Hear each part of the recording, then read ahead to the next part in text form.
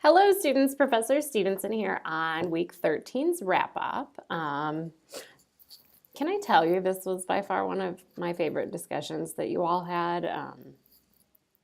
I might be biased, maybe I'm interested in these topics myself right now.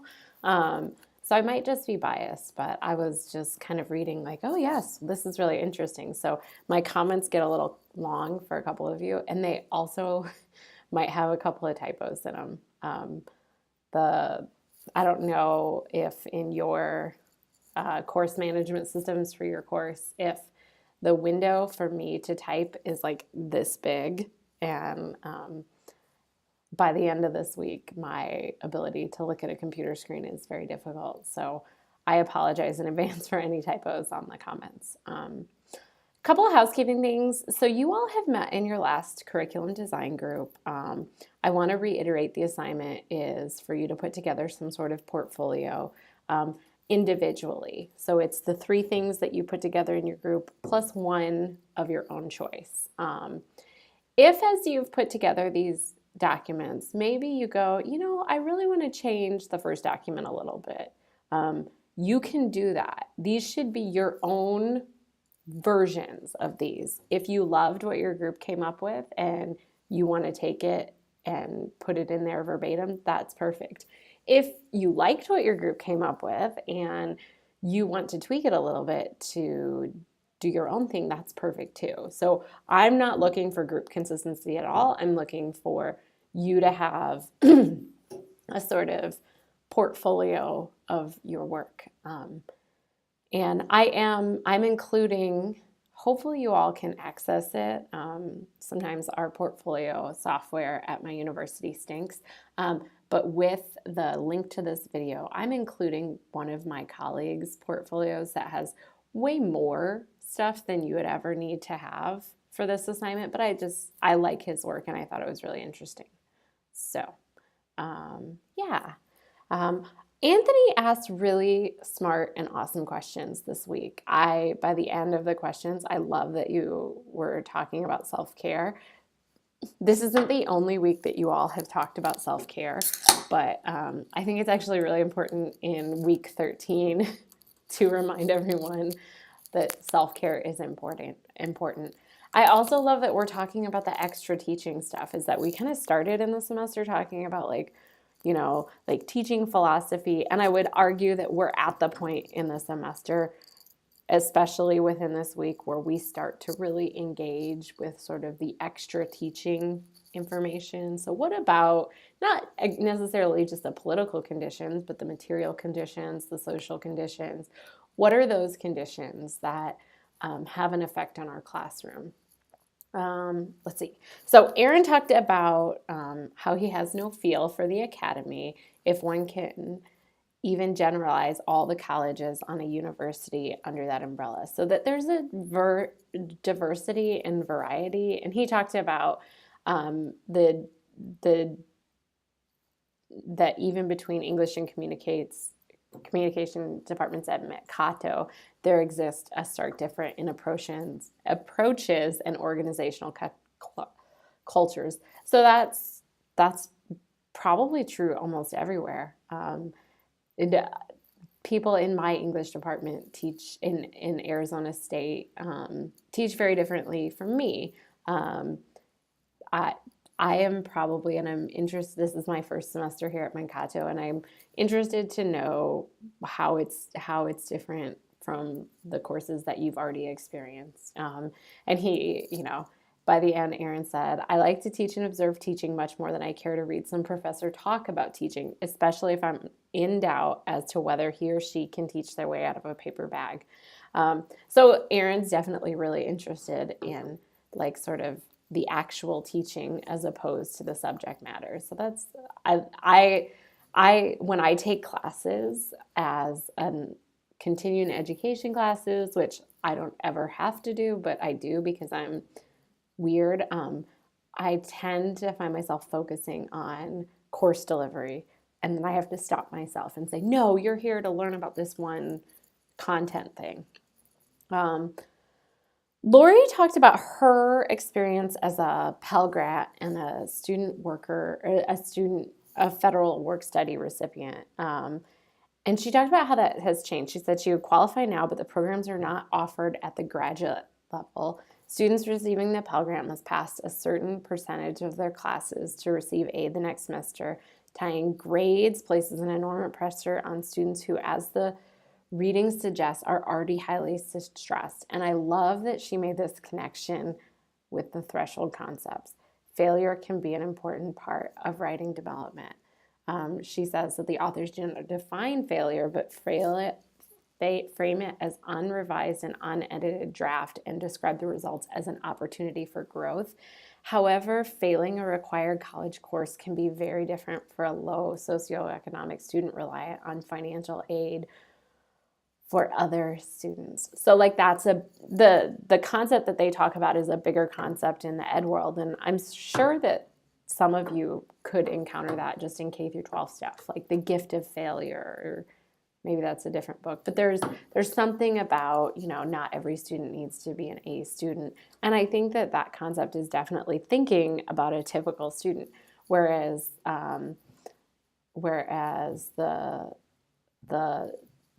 article that talks about student need and students' basic needs, failure can absolutely mean catastrophic and devastating things for a certain student population. So I thought that was a really great critique of that threshold concept.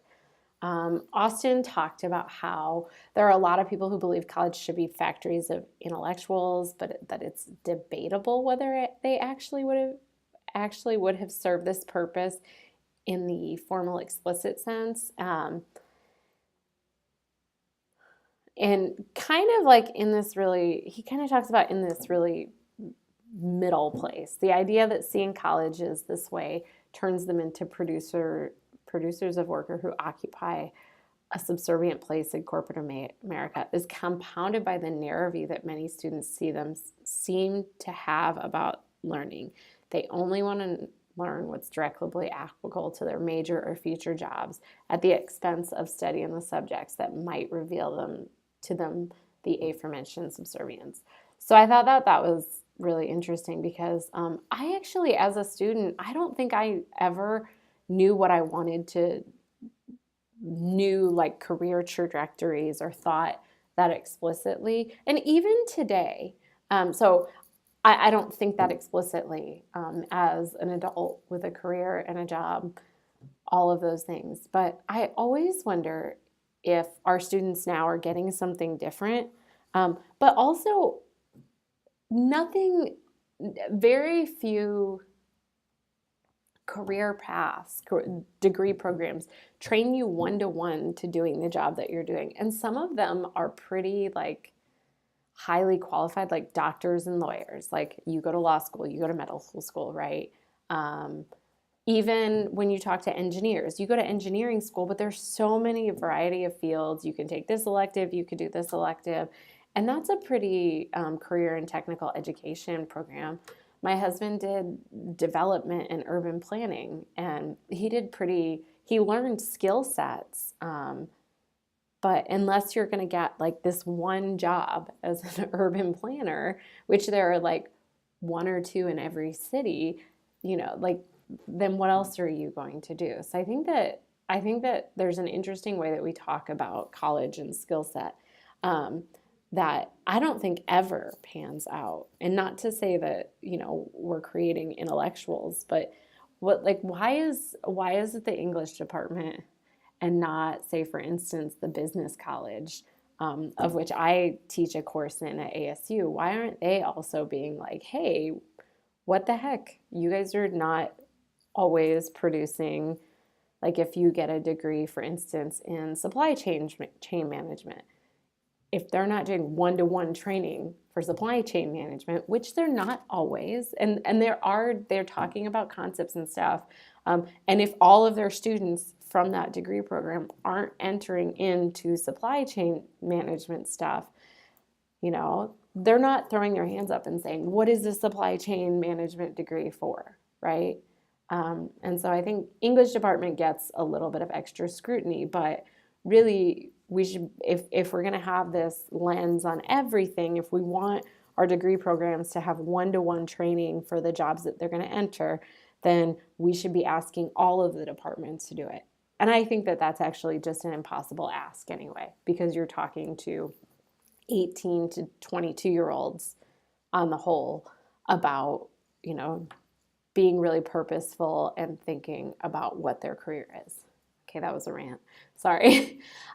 Michelle talked about the work she did on a project about the future of the English department. And she says we're 11 years from the recession, and she doesn't think attitudes regarding higher education have reverted to what they were before the recession. People want a college degree not for this esteem, but for the education to get into a good field and the networking opportunities. This is where the English field comes in. In a world that is increasingly and more technological every day, STEM and business are big majors in colleges. And the humanities have taken a hit because, as Andalura puts, people are not interested in going to college to ponder life's questions. And I think Michelle's spot on in most aspects. I think Andalura is saying that that's people's motivations, is that in when we started this class, we're talking about authors that discuss that phenomenon for people who are going to college to really ponder life's questions. But as we end it after, after a major recession, people aren't coming here to ponder life's questions, but there are spaces for them to do it. There are classes that get them outside of it, which I actually think are positive things. A supply chain manager, needs to understand intercultural communication if they're working with global supply chains. And sometimes that takes some of the cultural competencies that maybe your prereqs started to get you to think about. So it could be like you started talking about like global communication in your English class, or maybe you researched different cultures or Western civil or global civilizations in your history class. And those were prereqs, but we're like creating these big open spaces for them to do that. Ethan kind of talked about the like wanting to be fully invested in an institution and wanting to be full-time faculty and not thinking that he wanted to be an adjunct. We'll be reading that literature in a couple of weeks. I don't think a lot of people who are fully invested in the teaching college English profession want to be an adjunct. I think the people who want to be an adjunct are the ones who want to teach just one class or who have retired. I think that the reality is that a bunch of people are adjuncting to make one full-time career of it. And that's kind of the sad reality. And I think even those adjuncts try to do the best that they can to be present at the department that they're in. And then they just have challenges between time and financial strain when you're teaching a class for I think the average is maybe $2,000. So when you're teaching a class for $2,000 at a college, what's the cost-benefit ratio of attending the department meeting or attending department trainings? You're probably trying to spend most of your time with your students. Andrew, I love his take on self-care. I can't remember if I told you all, but I broke my ankle in October out of sheer exhaustion and in a really dumb move. I twisted it in the first quarter mile of a run, and I'm a runner. And I have 2 toddlers and a teenager that I'm kind of primary parent for because I can be around more often than my husband. And I was immobilized for 10 weeks. So he starts talking about how self-care looks different when you're in the middle of something more intense than some leisurely after dinner stroll. Making sure that you're hydrated, not injured, and at least have the state of mind to breathe and take in your surroundings. And that speaks to me so much right now, as I'm at the end of the semester and just literally trying not to break my ankle again. Don't do anything really dumb. Um, you're definitely exhausted. You definitely don't have the time to take a leisurely stroll after dinner, but maybe you should feed yourself and stay hydrated. So thank you for that, Andrew.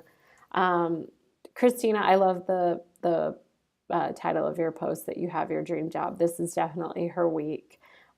So she's our resident expert at community college teaching. And she talked about the resources her community college has. We have a food pantry, a student emergency fund, free professional mental health counseling, childcare. Um, she doesn't hand out granola bars herself, but she hands out Kleenex in the role of mother confessor. Community college can feel like part teacher, part social worker. Not to mention, my teenage son has either Rocky Mountain Speeder. Her teenage son has something. So yeah, the community college faculty, when we do, the people who do the work of teaching the most vulnerable students at the college level, which are not these intellectuals that Kroll and Laura talk about. I know they're also talking about community college faculty. There's a lot going on in those jobs, and as much as the college can fill in for the need, we can never fill in 100%. So being mindful of who your students are and where they come from, but also all of you who teach at colleges should have resources available, either yourself. So like number one, if you need these services yourself, but number two, that's one of the things that I think is really important to Goldrick Rob's article is knowing the resources at your college and knowing if there's a gap in them. If your college doesn't have a food pantry, like it's definite. Trendy is the wrong word, but it's definitely the thing to do. So it could be a good project for you to start one. Allie talked about, she thought Goldrick Rob's connection to Maslow's hierarchy of needs was compelling in relations to keeping students in class and helping them be successful. And that sometimes she forgets that just because a low-income student was accepted into college, that doesn't mean they will finish or succeed. And she talks about the student loan stuff. I told her in the comments that I was counseling my niece on student loans, and I think I graduated with maybe $20,000 or $30,000 in student loan debt from my undergrad, and that was in 2005. She would be staring down over $150,000 in student loan debt for a 4-year degree at a public university, and that's just really unfortunate.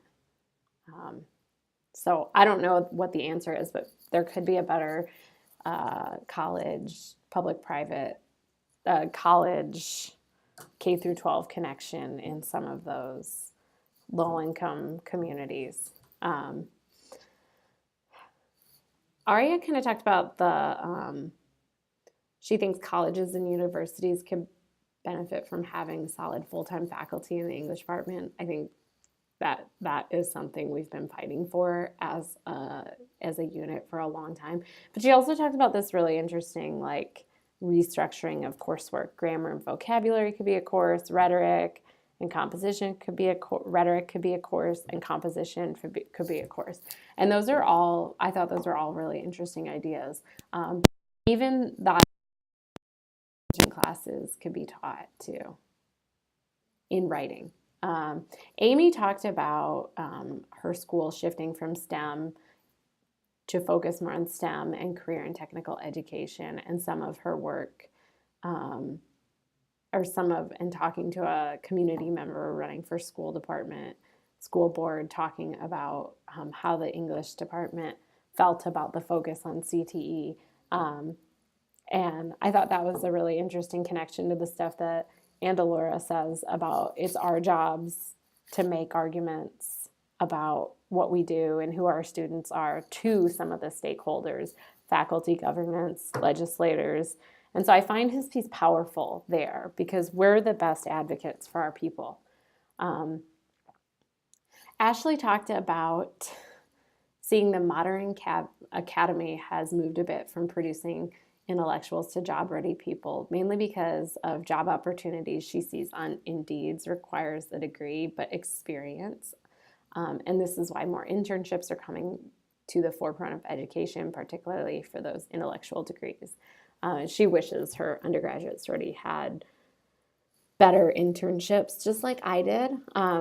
We didn't have an internship program. We did, but it wasn't like there wasn't a person running it when I was an undergrad. But nowadays, I think a lot of the internship coordinator in my department tries to place students in really diverse situations. So as communication professionals, as social media people, as anybody who has like video experience or photography experience. So in a lot of ways, um, trying to place them as the storytellers of the storytellers of an organization or the communicators of an organization, which definitely draws on the skill sets of an English degree, and whether it's in literature, rec comp, or encompasses all of that, could definitely be something really interesting. So anyway, well, this is what I have for this week. Yeah, we are closing up, and like I said, I was really excited about this discussion. I'm really excited about the discussions in the future. If you have any questions about your final projects, make sure to hit me up via email. We can take some time to chat on the phone. We can take some time to Skype or take a look at any of that. So I've talked to some of you here and there, and I would like to talk to more of you. Thank you.